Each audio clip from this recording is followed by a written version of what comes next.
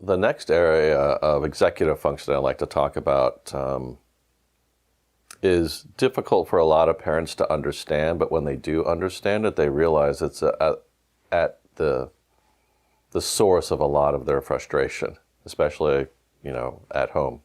And that's called monitoring. Monitoring is your ability to maintain awareness of a situation and to be able to connect dots. So you have awareness of yourself, you're monitoring yourself and what you're doing, and you're also monitoring the world. And if you can piece these two things together, you become very good at cause and effect. I did this, that occurred, they did this, I felt this way. So if you have trouble with this brain circuitry, it might look like, for example, if you have trouble with monitoring, these are kids when they're highlighting in a book, they highlight very little because their brain isn't saying, this is salient, this is important. People who are very high in monitoring, they notice everything. They don't realize that they're doing this, and when they're highlighting everything. So we want maybe a nice balance between these two. You don't want to notice too much, you don't want to notice not enough. You want it to be just right. If you're noticing a lot, these people actually come across as a bit paranoid because they're saying, did you notice all of that? And other people aren't. And so it ends up looking like they're hyper-vigilant about things. So at home, trouble with monitoring, what it looks like is the parents will say, can you clean your room? And the kids will say, of course I will, hopefully.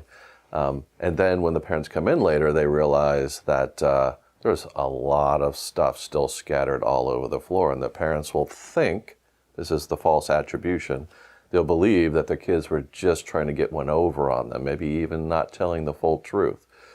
But the truth is that these kids that have trouble with monitoring don't see it.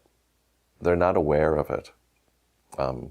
So if the parents say, how about those shorts still on the floor? They'll go, oh, okay. And they'll pick them up. And the parents will say, well, why didn't you pick them up before? And the kids really don't see them.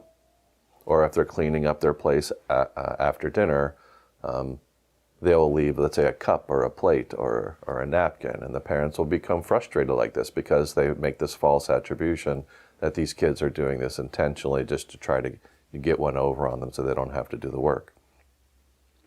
In school, unfortunately, what it looks like is on a test, kids will miss important pieces of information.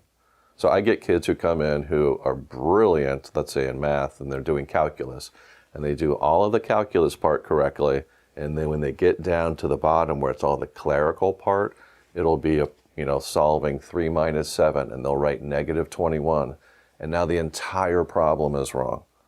And so then what will happen is the parents will say, well, you said you were going to get an A and you studied well enough, but you actually got a C+. So that must mean that you didn't study enough, but that's not necessarily true.